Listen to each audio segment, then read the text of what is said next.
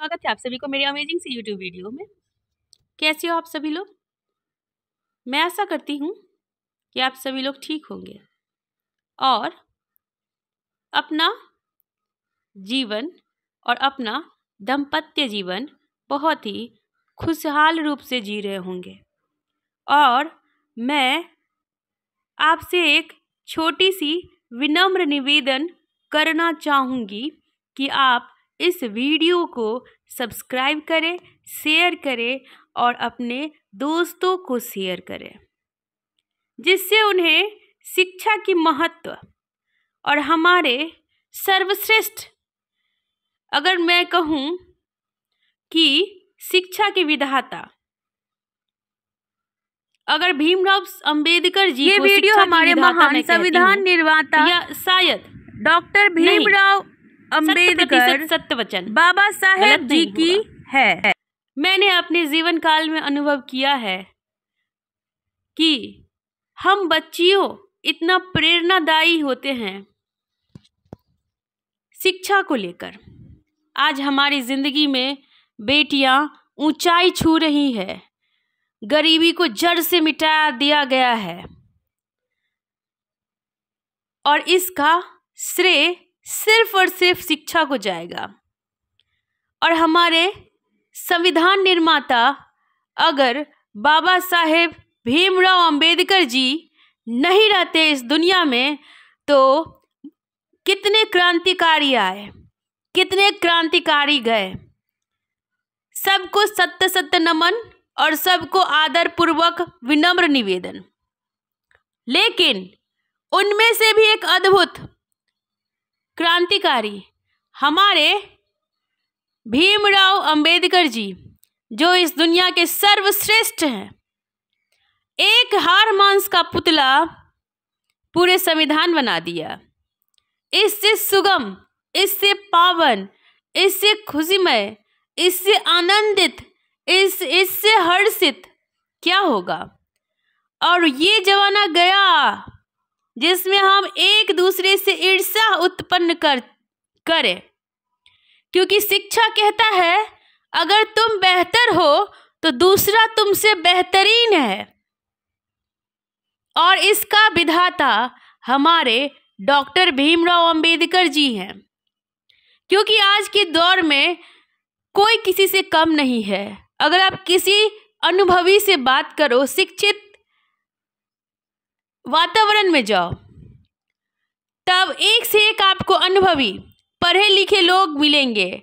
आप वहां पे किसी से बेतुकी, मजाक, हास्यपूर्ण बात नहीं कह सकते हो, नहीं तो भरी समाज में आपकी बेइज्जती हो जाएगी। तो मैं आपसे ये कहूंगी, अनुग्रह करती हूं कि मेरे चैनल को आप जरूर सब्सक्राइब कर दें, जिससे आप मेरे चैनल से जुड़े रहे और मेरे परिवार से जुड़े रहे, जिससे आपको बहुत ही फायदा होने वाली है। मेरे परिवार से जुड़िए और आपको मैं 100% सही वचन बता रही हूँ। आप शिक्षा के जगत से जुड़ रहे हो तो आपको फायदा ही होगा, नुकसान की कोई बात ही नहीं है, सिर्फ और सिर्फ फायदा। तो मेरे चैनल से जुड़िए, मेरे परिवार से जुड़िए, मेरे परिवार का सदस्य बनिए और ज्ञान अर्जित कीजिए। ज्ञान से बढ़कर कुछ नहीं है ब्रह्मांड में। ज्ञान आपको सर्वश्रेष्ठ पर्वत को गिरा देती है, धरती के बल गिरा देती है। अगर ज्ञान ना हो तो इस दुनिया में सब कुछ बेजान है। ज्ञान हो तो बड़े से बड़े असंभव काम बड़ी आसानी से करते हो। ज्ञान हो तो बड़े से बड़े राक्षस को आप आसानी से पराजित करते हो। ज्ञान हो तो किसी भी समस्या का हल तुरंत निकाल लेते हो। देखो, आज मैं आपको बाबा साहेब भीमराव अंबेडकर जी के बारे में बताने वाली हूँ, जिनका जन्म 14 अप्रैल 1891 को हुआ था। अपने माता पिता की 14वीं और अंतिम संतान थे। बाबा साहेब अंबेडकर जी पिता सूबेदार रामजी मलोजी सकपाल थे। वो ब्रिटिश के सूबेदार थे। बाबा साहेब के पिता संत कबीरदास के अनुयायी थे और वह एक शिक्षित व्यक्ति थे। भीमराव अंबेडकर जी लगभग 2 साल के थे जब पिता नौकरी से सेवानिवृत्त हो गए थे। जब वह केवल 6 वर्ष की अवस्था में थे तब उनकी माता निधन हो गई। बाबा साहेब ने अपनी प्रारंभिक शिक्षा मुंबई से प्राप्त की। अपने स्कूली दिनों में उन्हें इस बात से गहरा सदमा लगा कि भारत में अछूत होना क्या होता है। डॉक्टर भीमराव अंबेडकर अपनी स्कूल शिक्षा सतारा में ही कर रहे थे। दुर्भाग्यवश उनकी माता का निधन हो गया। उनकी चाची उनकी देखभाल की और वह मुंबई चले गए। अपनी स्कूली शिक्षा के दौरान वह अस्पृश्यता के अभिशाप से पीड़ित थे। 1907 में मैट्रिक की परीक्षा होने की बाद उनकी शादी एक बाजार के खुले छप्पर के नीचे हुई थी। डॉक्टर भीमराव अंबेडकर ने अपनी सनातन धर्म को अपनाया और मैं आपसे ये भी कहूँगी, उन्होंने स्नातक की पढ़ाई एल्फिंस्टन कॉलेज बॉम्बे से की, जिसके लिए उन्हें बड़ौदा के महामहिम सयाजीराव गायकवाड़ से छात्रवृत्ति प्राप्त हुई थी। स्नातक पूरी करने के बाद अनुबंध के अनुसार उन्हें बड़ौदा संस्थान में शामिल होना पड़ा। जब वह बड़ौदा में थे तब उनके पिता की मौत हो गई। 1913 अंबेडकर उच्च अध्ययन करने के लिए अमेरिका जाने वाले थे। एक विद्वान के रूप में चुने गए। यह उनके शैक्षिक जीवन का एक महत्वपूर्ण मोड़ साबित हुआ। उन्होंने कोलंबिया विश्वविद्यालय से 1915 और 1916 में एमए पीएचडी की डिग्री प्राप्त की। इसके बाद वह आगे की पढ़ाई करने के लिए लंदन चले गए। वह ग्रेज इन में वकालत की पढ़ाई उन्होंने की और उनका स्कूल का नाम था लंदन। 13 अक्टूबर 1935 में दलित वर्गों का एक प्रांतीय सम्मेलन नासिक जिलों में येवला में आयोजित किया गया। इस सम्मेलन में उनकी घोषणाओं से हिंदुओं का गहरा सदमा लगा। उन्होंने कहा, मैं हिंदू धर्म में पैदा हुआ हूँ, लेकिन मैं हिंदू रूप से नहीं मरूंगा।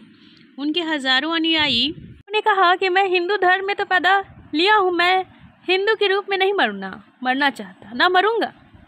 और उनके इस स्टेटमेंट से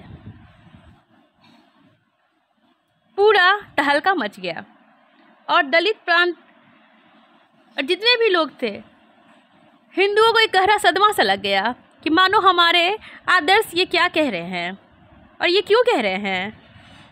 क्योंकि उनका मानना था कि मैं हिंदू धर्म में पैदा हुआ हूँ, लेकिन मैं हिंदू के रूप से नहीं मरूंगा। उनके 1000 अनुयायियों ने फैसले का समर्थन किया। 1936 में बॉम्बे प्रेसिडेंसी महार सम्मेलन के संबोधित किया और हिंदू धर्म का त्याग करने के लिए वकालत की। 15 अगस्त 1936 में उन्होंने दलित वर्गों की हितों की रक्षा करने के लिए स्वतंत्र लेबर पार्टी का गठन किया, जिसमें ज़्यादातर श्रमिक वर्ग के लोग शामिल थे। 1938 में कांग्रेस ने अछूतों का नाम बदलाव करने वाला एक विधेयक प्रस्तुत किया। डॉक्टर अंबेडकर ने इसकी आलोचना की। इनका दृष्टिकोण था, नाम बदलने से समस्या का समाधान नहीं होता। 1942 में भारत का गवर्नर जनरल की कार्यकारी परिषद में एक श्रम सदस्य के रूप में नियुक्त किया। 1946 में उन्होंने 1946 में बंगाल से संविधान सभा के लिए चुना गया। उसी समय उन्होंने अपनी पुस्तक प्रकाशित की। शूद्र कौन थे? शूद्र कौन थे? यह वही मानसिकता है जो इनको पूर्ण रूप से बदल दिया और एक नए व्यक्तित्व का गठन किया। हम अक्सर अपने आप को कोसते हैं कि मेरे साथ ऐसा क्यों हुआ, क्यों स्ट्रगल की मैंने, क्यों ये कठिनाइयों का सामना करना पड़ा। लेकिन मैं कहती हूँ कि अगर आप सच्चाई नेक का रास्ता पे चलते हो तो मैं कहती हूँ कि मैं कहती हूँ कि मेहनत, स्ट्रगल जब आप करते हो कि आपकी पीड़ा, आपको कष्ट हमेशा आपसे कहती है कि ऐसा मेरे साथ क्यों हुआ। मैं कहती हूँ कि मेरे साथ ऐसा क्यों हुआ, क्यों मैं ही थी जो इतने कष्ट सहे। लेकिन मैं इसके समरूप एक चीज़ बता दे रही हूँ, जितना आप कष्ट सहोगे, जितना आप अच्छाई के मार्ग पे चलोगे, जितना आप कष्ट और जितना अच्छाई के मार्ग पे चलोगे और जितना कठिनाई का सामना करोगे, तो मैं कहती हूँ कि आपका व्यक्तित्व और अस्तित्व दोनों का रचना होगा और उस रचनात्मक व्यक्तित्व सर्वश्रेष्ठ होगा। ये अपने जीवन काल में अनुभव किया है। जीवन में सबसे महत्व शिक्षा और सबसे महत्वपूर्ण शिक्षक वही है। ये मैं किसी हार मांस की पुतले की बात नहीं कर रही हूँ। ये मैं बात कर रही हूँ कि वास्तविक जीवन का अनुभव ही आपका सर्वश्रेष्ठ शिक्षक है। आपका अनुभव, आपका तर्क और वितर्क कि क्या ये सही है या क्या ये सही नहीं है, और ये आवाज़ आपके खुद का है, किसी और का नहीं, आपके खुद की आत्मा का है, आपके खुद के जीवन का अनुभव है। किसी और की राय विचार से मत चले, किसी और के अनुभव से मत चले। और हम सब जानते हैं क्या सही है, क्या गलत है, और भविष्य में इसका आने वाला परिणाम क्या होगा, यह हम सब जानते हैं। तो इसीलिए कठिनाइयों से न डरे, परिश्रम करें। परिश्रम सर्वश्रेष्ठ धन है। मैं आपको कैसे कहूँ कि ये परिश्रम आपको राख से रंग बना देता है, राख से रंग बना देता है। तो परिश्रम करने से आप कतई ना डरे। और मैं आपसे एक बात कहना चाहूँगी कि आज़ादी के बाद 1947 में उन्हें देश के प्रथम प्रधानमंत्री श्री जवाहरलाल नेहरू ने पहले मंत्रिमंडल में कानून एवं न्याय मंत्री के रूप में नियुक्त किया। लेकिन 1951 में उन्होंने कश्मीर मुद्दे, भारत की विदेशी नीति और हिंदू कोड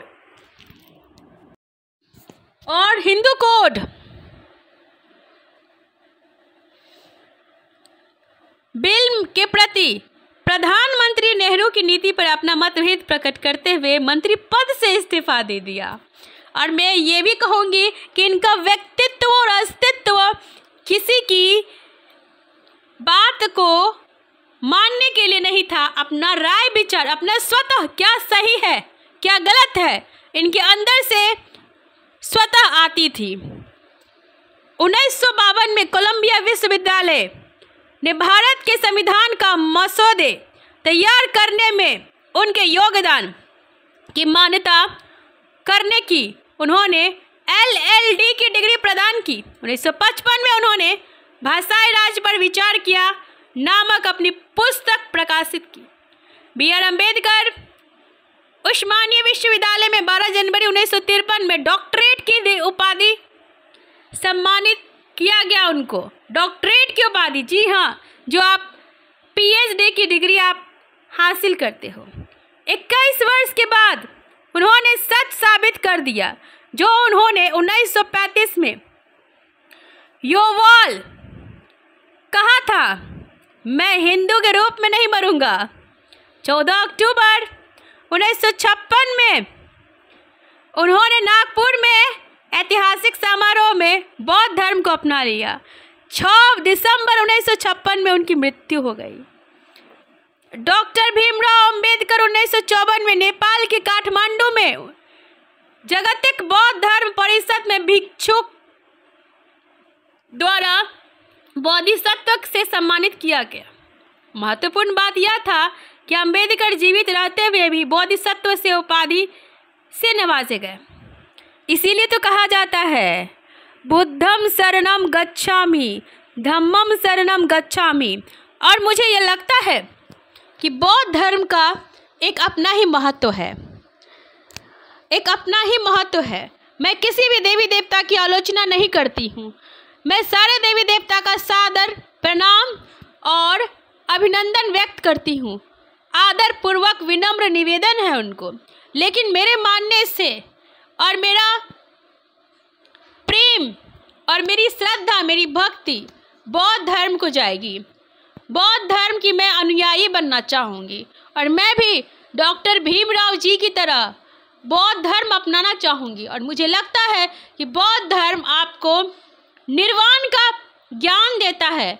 निर्वाण मतलब कि ये दुनिया का दुख, ये दुनिया का पीड़ा, ये दुनिया का कष्ट सारे हमारे जिज्ञासा का कारण है। अगर हमारी जिज्ञासा या हमारी उम्मीदें या हमारी जिज्ञासा अगर नहीं होती, हमारी उम्मीद और हमारी जिज्ञासा किसी चीज़ की नहीं होती और हर परिस्थिति में हम अनुकूल रहते और उनका सम्मान करते, तो शायद ये सृष्टि दुखों से विमुक्त रहता। और इसीलिए मैं कहूँगी कि सारे धर्म से सर्वश्रेष्ठ धर्म बौद्ध है, क्योंकि इन्होंने मुझे निर्वाण का ज्ञान दिया है। निर्वाण, क्योंकि इन्होंने मुझे निर्वाण शब्द का बोध करवाया है, जो सारे समस्त सृष्टि का सर्वश्रेष्ठ सुख है। इससे परमानंद कुछ है ही नहीं। यही प्रेम है, यही भक्ति है, यही भाव है, और यही रस है, और यही सब कुछ है। इस भक्ति भाव रस सारे चीज का बोध, और मैं कहती हूँ कि सारे धर्म का, सारे जाति का, सारे मजहब का मुझे बोध होता है जब मैं एक शब्द सुनती हूँ और उसका नाम है निर्वाणा। निर्वाणा सर्वश्रेष्ठ शब्द है। निर्वाणा ब्रह्मांड का उत्तम है और सब कुछ सर्वश्रेष्ठ आपको निर्वाणा प्राप्ति से ही होगा। काश ये ब्रह्मांड को पता चलता कि निर्वाणा हर मनुष्य के इंसान में बैठा दे, तो इस दुनिया से गरीबी, भूखमरी और दहशत स्वतः हट जाता। निर्वाणा सर्वश्रेष्ठ है। निर्वाणा हर दुखों से विमुक्त कराता है। निर्वाणा हर परिस्थिति का समाधान है। निर्वाणा हर विपरीत परिस्थिति का समाधान है और निर्वाणा सर्वश्रेष्ठ है। और इनके सृजन करता कोई और नहीं, हमारे बौद्ध धर्म, हमारे गौतम बुद्धा है। निर्वाणा शब्द का रचनाकार, सृजन करता, और उन्होंने बताया कि हर दुख का कारण हमारी ख्वाहिश है, हर दुख का कारण हमारी जिज्ञासा, हर दुख का कारण हमारी आशा, और हर दुख का कारण हमारी उम्मीद। लेकिन इसका भी तर्क और वितर्क है कि कहाँ क्या उपयोग करना चाहिए। अगर हम निरस होकर ज़िंदगी में बैठ जाते हैं तो ये भी एक बहुत अकाली आती है। कहाँ क्या करना चाहिए, इसका भी तर्क और वितर्क है। मैं ये नहीं कहती हूँ कि आप लोभ न रखो, मैं ये नहीं कहती हूँ कि आप जिज्ञासा न रखो, मैं ये नहीं कहती कि उम्मीद न रखो। कर्म करो तो उम्मीद का फल तुम करो और कृष्ण की बातें भूल जाओ। और मैं कहती हूँ कि कर्म करो, सोच लो कि फल तुमको मिलेगा ही मिलेगा। और मैं कहती हूँ कि मेहनत करने वाले की हार नहीं होती है। और मैं कहती हूँ अगर आप मेहनत किए हो सही डायरेक्शन में तो आप सोच लो कि आपको फल मिलेगा ही मिलेगा। ये आपका जमाना गया कि श्री कृष्ण कहते हैं कि कर्म करो, फल की चिंता मत करो। अगर आप फल की चिंता मत करो, मैं कहती हूँ, लेकिन आप ये सोच लो कि कर्म किए हो तो फल मिलेगा ही मिलेगा। शुक्रिया मेरे प्यारे दोस्तों, और मेरे YouTube चैनल को सब्सक्राइब करना, शेयर करना, और मैं इस वीडियो को विराम करना चाहूँगी।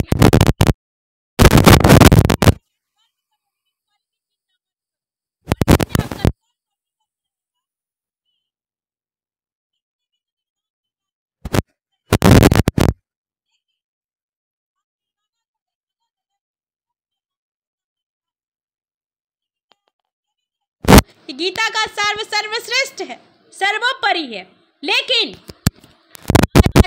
अगर आप पहले ही सोच लोगे कि हम कर्म तो कर रहे हैं, फल की चिंता ना करें, आप इस बात की गहराई पे जाओ, निरस होकर और बिना उद्देश्य के कर्म करोगे, कर्म को रुचनात्मक लोगे, तो शायद आपको मनोबल नहीं बढ़ेगा। मैं कहती हूँ कि पहले सोच लो, कर्म कर रहे तो कुछ न कुछ मिलेगा, कर्म कर रहे तो फल मिलेगा ही मिलेगा। और मैं कहती हूँ गीता का सार का अलग अलग, हर शब्द का, हर वाक्य का अलग अलग परिभाषा है। एक वाक्य का 10-20 पन्ना में व्याख्या किया गया है। तो मेरा उद्देश्य गीता की सार के लिए नहीं है, मेरा उद्देश्य है मनोबल के लिए। श्री कृष्ण भी आज होते तो बोलते कि तुम सही बोल रही हो मेरी बेटी, क्योंकि मेरा उद्देश्य गीता का सार अलग है, जिसकी हम अलग दृष्टिकोण से देखते हैं। श्री कृष्ण आज होते तो वो भी मेरी बात को समर्थन कर रहे होते। शुक्रिया मेरे प्यारे दोस्तों, कर्म करिए और सोचिए कि फल की चिंता नहीं, फल मेरा ही होगा। कर्म करिए और सोचिए कि फल मेरा तो होने ही वाला है, वो भी फल क्या, कर्म करोगे कुछ ना कुछ तो आपको मिलेगा ही ना मिलेगा। आप डायरेक्ट निराश होकर बैठ जाओगे, क्या मिलेगा? कर्म करोगे तो कुछ ना कुछ आपको प्रॉफिट होगा ही होगा। मैं ये कह रही हूँ, कर्म करोगे तो फल आपको मिलेगा ही मिलेगा, चाहे वो फल कैसा भी हो। कैसा मतलब क्या? अगर मैं पढ़ाई कर रही हूँ, नहीं नौकरी ले पाई, टीचर बन गई, हुआ ना फल? तो कर्म करो, फल आपको मिलेगा ही मिलेगा। कर्म मेहनत करने वालों की हार नहीं होती। शुक्रिया सभी को, मेरे चैनल को सब्सक्राइब करें और अपना आभार, प्रेम व्यक्त करें। Thank you.